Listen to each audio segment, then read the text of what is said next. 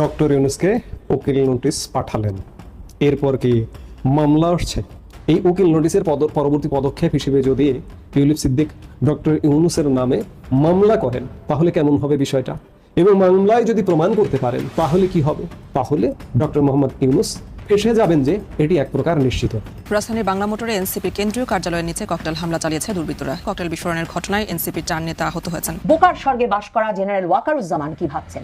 General Wakeruzzaman কি ভাবছেন জুতার মালায় তিনি রেহাই পাবেন যখন তাকে ক্ষমতাচ্যুত করা হবে? সেনাবাহিনী বা সেনা প্রধান বুঝতে পারছেন না যে তার জন্য কি নিষ্ঠুর পরিণতি, কি অপমানজনক পরিণতি তার জন্য এবং তার বাহিনীর জন্য অপেক্ষা করছে।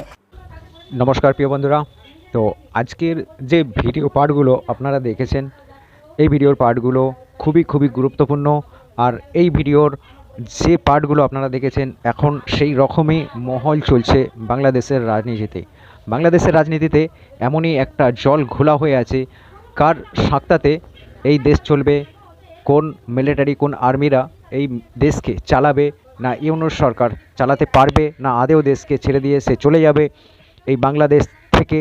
তো পুরো ভিডিওটাকে স্কিপ না করে পুরো দেখতে থাকুন, আর তাহলে বুঝতে পারবেন যে ভিডিওটা কোন দিকে ইঙ্গিত করছে। ভিডিওটার পুরো গোড়া পর্যন্ত আপনারা বুঝতে পারবেন। তো চলুন ভিডিওটাকে স্কিপ না করে, না টেনে ভিডিওটাকে পুরো দেখতে থাকুন। তার আগে আপনাদেরকে আমি একটা কথা বলবো, আপনারা এই চ্যানেলটাকে সাবস্ক্রাইব করে এই চ্যানেলের সাথে থাকুন, আর পাশে থাকা বেল আইকনটাকে আপনারা টিপে দিন। এতে কি হবে, আমি যখনই কোনো ভিডিও আপলোড করব আমাদের দেশের নিয়ে, আমাদের দেশের রাজনীতি নিয়ে, তখনই কিন্তু আপনারা নতুন ভিডিও আপডেট পেতে থাকবেন।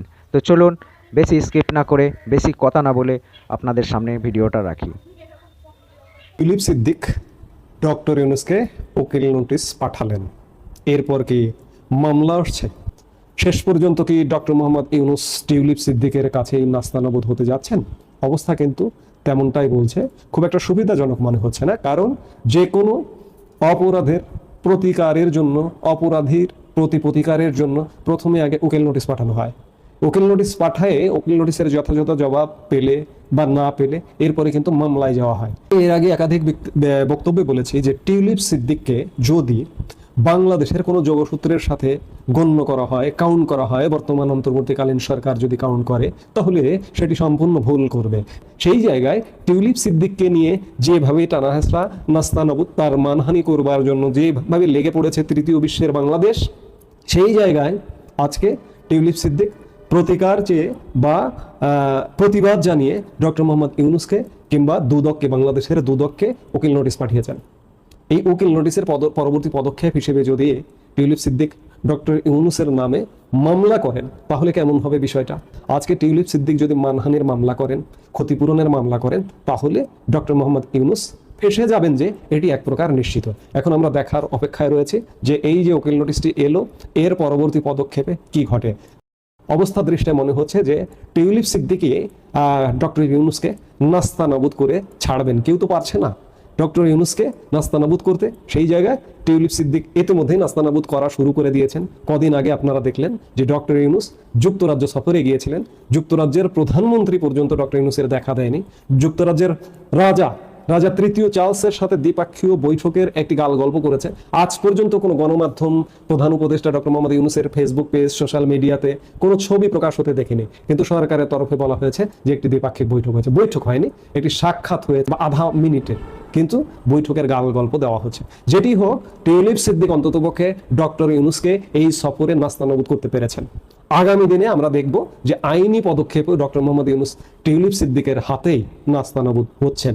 ডক্টর ইউনূস গত আগস্ট থেকে নিশ্চিত করে এসেছেন এই প্রতিশোধ নেওয়ার পালা যাতে বাংলাদেশে শেষ না হয়, এবং সে কারণে এনসিপি যখন একটু মব থেকে দূরে যেতে বাধ্য হয়েছে সেনাবাহিনীর সরাসরি ধমক খাওয়ার মাধ্যমে, তখন ডক্টর ইউনূস বিএনপি বাংলাদেশের বর্তমান প্রেক্ষাপটের সবচেয়ে বড় রাজনৈতিক দলকে ঘোষণা দিয়ে তার পক্ষে মব পরিচালনায় নিয়ে এসেছেন।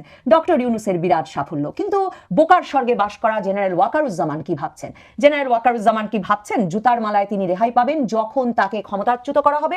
তিনি কি ভাবছেন এই মবের রাজত্বে সত্যি তিনি বছরের পর বছর, মাসের পর মাস 2027-এর মাঝামাঝি ব্যানার্জি যখন তার অবসরে যাওয়ার কথা তখন পর্যন্ত তিনি নির্বিঘ্নে তার দায়িত্ব পালন করে যেতে পারবেন, আর এখানে ওখানে সেনা কর্মকর্তাদের সামনে মাঝে মাঝে হম্বিতম্বি করবেন? এটা সম্ভব হবে? সেনাবাহিনী বা সেনা প্রধান বুঝতে পারছেন না যে তার জন্য কি নিষ্ঠুর পরিণতি, কি অপমানজনক পরিণতি তার জন্য এবং তার বাহিনীর জন্য অপেক্ষা করছে? সাবেক প্রধান নির্বাচন কমিশনার নুরুল হুদাকে এই জুতাপেটা করার ভিডিও সারা বাংলাদেশে ছড়িয়ে পড়ার পর, তাকে গ্রেফতার করে নিয়ে যাওয়ার পর বিপ্লবের মহানায়ক প্রধানতম নেতাদের একজন পিনাকি ভট্টাচার্য তিনি স্ট্যাটাস দিয়ে বলেছেন, এটা আগামীর জন্য বড় শিক্ষা, যারা এই কাজটি করেছেন তাদের প্রতি আমার কৃতজ্ঞতা। বাটপার নুরুল হুদার এমন পরিণতি দেখে যেতে পারাটাই বিপ্লবের সাফল্য, ইনকিলাব জিন্দাবাদ। পিনাকি ভট্টাচার্যের এই সমর্থন এটাও আবার প্রমাণ করছে যে মব ক্রমাগত আরো শক্তিশালী হচ্ছে।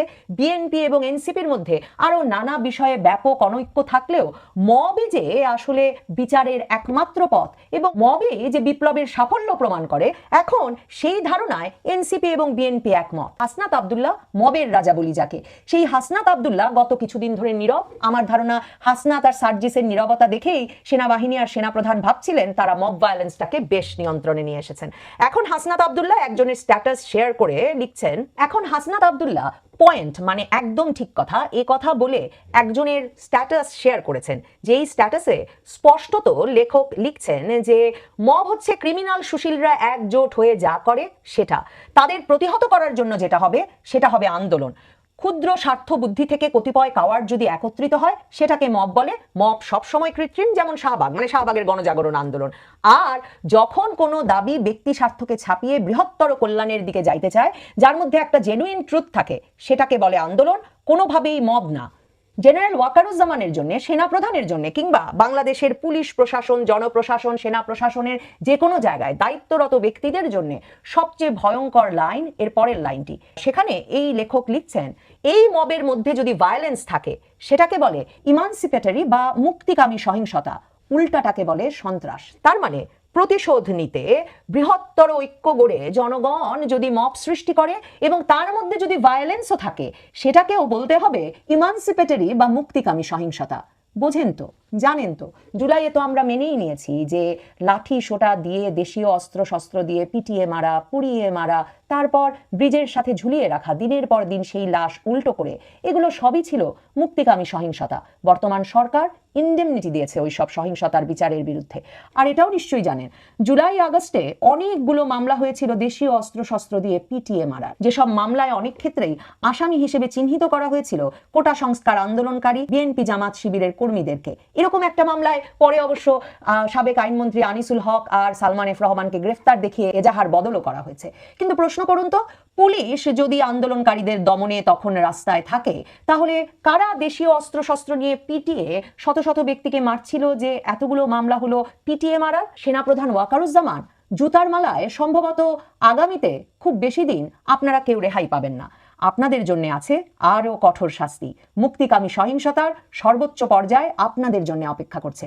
জানেন তো, আপনার প্রতি রাগ, আপনার প্রতি ক্ষোভ এই বিপ্লবীদের অত্যন্ত বেশি এবং তারা বলছেনই অনেক মাস ধরে যে আপনি বিপ্লবের পথে সবচেয়ে বড় বাধা, ভারতের দালাল। তো তাহলে ভাবুন তো আপনার গতি কি হবে? জুতার মালায় আপনি রেহাই পাবেন না। মুক্তিকামী সহিংসতা, ইমানসিপেটরি ভায়োলেন্সের সর্বোচ্চ পর্যায়ে দেখবার জন্য প্রস্তুত আছেন তো? রাজধানীর বাংলা মোটরে এনসিপির কেন্দ্রীয় কার্যালয়ের নিচে ককটেল হামলা চালিয়েছে দুর্বৃত্তরা। এনসিপির অভিযোগ, দলের সদস্য সচিব আক্তার হোসেন সহ নেতাকর্মীদের লক্ষ্য করেই এই হামলা চালানো হয়েছে। সোমবার রাত 10:30টার দিকে ককটেল বিস্ফোরণের ঘটনায় এনসিপির 4 নেতা আহত হয়েছেন। পরে তাৎক্ষণিক বিক্ষোভ করে দলটির নেতাকর্মীরা সেখান থেকে শাহবাগ গিয়ে শেষ হয়। এ সময় তারা বলেন, এই ককটেল হামলাকে সাধারণভাবে দেখার সুযোগ নেই। এনসিপির সদস্য সচিব আক্তার হোসেন বলেন, হামলা করে বিচার ও সংস্কার কাজ থামানো যাবে না। যারা নিষিদ্ধ হওয়ার পরেও ঝটিকা মিছিল করছে তাদের কঠোরভাবে দমনের জন্য আইনশৃঙ্খলা বাহিনীর প্রতি আহ্বান জানান তিনি। এনসিপি নেতারা নিরাপত্তা সংকটে রয়েছে দাবি করে তিনি আরো বলেন, এনসিপি নেতাকর্মীদের নিরাপত্তার দায়িত্ব আইনশৃঙ্খলা বাহিনী সহ সকলের। সেনা প্রধান একটি সেনা দরবার আহ্বান করেছিলেন এবং সেটি প্রায় 2 ঘন্টা ব্যাপী অনুষ্ঠিত হয়েছে এবং সেটি শেষ হয়েছে। এর আগে যতবার সেনা দরবার আহ্বান করা হয়েছে সারা দেশ জুড়ে মানুষের মধ্যে একটা আগ্রহ খেয়াল করা গেছে, কিন্তু আজকে যে সেনা দরবারটি হলো সেটি নিয়ে কিন্তু দেশবাসীর মনে তেমন কোনো আগ্রহ কৌতূহল ছিল না। তার মানে সেনাবাহিনীকে কেন্দ্র করে মানুষজনের যে ভাবনা, যে আগ্রহ, দেশের বর্তমান একটা সংকটময় মুহূর্তে তাদের কাছে যে প্রত্যাশা, এই জায়গাগুলো অনেক ঢিলে হয়ে গেছে। আমার কাছে যেটা মনে হচ্ছে যে মানুষজনের কাছে সেনাবাহিনীর গুরুত্ব, বিশেষ করে সেনাবাহিনী সম্পর্কে আমাদের যে ধারণা সাধারণ মানুষের, সেটি অনেকখানি কমে গেছে, গুরুত্ব কমে গেছে। আগে কোনো একটা বাজারে একটা সেনাবাহিনী গেলে পুরো বাজারে খবর হয়ে যেত, আর এখন কোথাও সেনাবাহিনী গেলে সেনাবাহিনীর ঘাড়ে হাত দিয়ে কথা বলে, একসাথে চা খায়। সেনাবাহিনীটা কার্যত আনসার বাহিনীতে পরিণত হয়েছে, এবং এই সেনাবাহিনীকে আনসার বাহিনীতে পরিণত করার সফল নেতৃত্ব যিনি দিয়েছেন তিনি আমাদের সেনাপ্রধান জেনারেল ওয়াকার। যাই হোক, আজকে সেনা দরবারটা কেন হয়েছে, এটি কারণ হলো তিনি গত বছর 23শে জুন সেনাপ্রধান হিসেবে দায়িত্ব নিয়েছিলেন। আজকে তার দায়িত্ব গ্রহণের 1 বছর পূর্তি হলো। এই কারণে তিনি আজকে যে দরবারটি করেছেন সেটি 2 ফেজে হয়েছে। এক ফেজে ছিল সৈনিক এবং অফিসাররা, আর একটা ফেজে ছিল শুধুমাত্র অফিসাররা। আজকের আলোচনাটা হয়েছে ওনার 1 বছর পূর্তি, উনি 1 বছরে সেনাবাহিনীর জন্য কি কি করেছেন, এবং সেখানে অফিসাররাও প্রশ্ন করার সুযোগ ছিল। সেখানে মেইনলি প্রফেশন রিলেটেড আলোচনা হয়েছে। সেনাবাহিনীর ওয়েলফেয়ারের জন্য কি কি করা যায়, সেনাবাহিনীর ট্রেনিং এর জন্য কি কি করা যায়, কার কি সব প্রবলেম আছে, কার জমি জমা নিয়ে সমস্যা হচ্ছে, এইসব মোটামুটি আলোচনা হয়েছে, কিন্তু গুরুত্বপূর্ণ কোনো আলোচনা হয়নি। এমনকি যারা প্রশ্ন তুলেছে তারাও তেমন কথা বলেনি। এর আগে যেমন এর আগের যে দরবারটা হলো সেখানে সেনাপ্রধানের একটা বিপ্লবী অবস্থান ছিল যে দেশের করিডোর দেবে না, বন্দর দেবে না। তো সব আলোচনা আজকে কিছুই ছিল না, একেবারে ম্রিয়মাণ হয়ে গেছে আমাদের সেনাপ্রধান। হ্যাঁ, তো একজন অফিসার প্রশ্ন তুলেছিল যে স্যার, এই যে মব কন্ট্রোলের কথা এত বলা হচ্ছে, তারপরে মব কন্ট্রোল হচ্ছে না, এর ফলে দেশব্যাপী সেনাবাহিনীর ইমেজ ক্ষুণ্ণ হচ্ছে, এবং এটা সেনাবাহিনীর জন্য বিব্রতকর। তো তখন সেনাপ্রধান তিনি জানতে চেয়েছেন উপস্থিত সবার কাছে যে তিনি বারবার বলছেন মব কন্ট্রোল করার জন্য, তিনি সকল জিওসিদেরও বলেছেন, তারপরেও কেন মব কন্ট্রোল হচ্ছে না। তিনি বিভিন্ন জনের কাছে সাজেশন চেয়েছিলেন।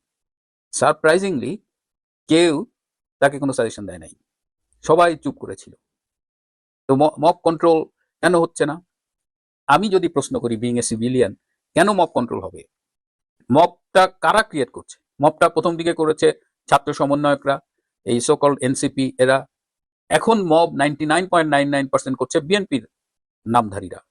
এই যে গতকাল যে সাবেক সিইসি মুক্তিযোদ্ধা নুরুল হুদাকে যেভাবে ইনসাল্ট করা হলো, জুতোর মালা গলায় পরিয়ে জুতো দিয়ে তার মুখে বাড়ি দেওয়া হলো, সেটি করেছে জাতীয়তাবাদী স্বেচ্ছাসেবক দলের একটা জঙ্গি। এই জঙ্গিটা খুব মার্কা মারা। ঢাকা থেকে অনেকেই বললেন যে বিভিন্ন মব সন্ত্রাসে সে উপস্থিত থাকে। এর আগে কারণ বাজার একজন সাংবাদিককে এই যে মবের দ্বারা আক্রমণ করার চেষ্টা হয়েছিল, সেখানেও এই ক্রিমিনালটা ছিল। তো এখন তার ভিডিও আছে, তার ফেসবুক পেজ আছে, তার মোবাইল নাম্বার দেখলাম আমার কাছেও আমার মোবাইলের মধ্যে আছে। তো সেনা প্রধান কি পারেন না এই ভিডিও দেখে, ছবি দেখে এদের অ্যারেস্ট করতে? এরকম মব যারা ক্রিয়েট করেন এদের যদি 4-5টার উপরে দৃষ্টান্তমূলক ব্যবস্থা নেওয়া হতো, তাহলে তো মব অটোমেটিক্যালি আপনার 75% কমে যায়। তো প্রিয় সেনা প্রধান, আপনি কি মবের বিরুদ্ধে এই লিপ সার্ভিস দেওয়া ছাড়া, মুখে বলা ছাড়া কিছু বলেছেন?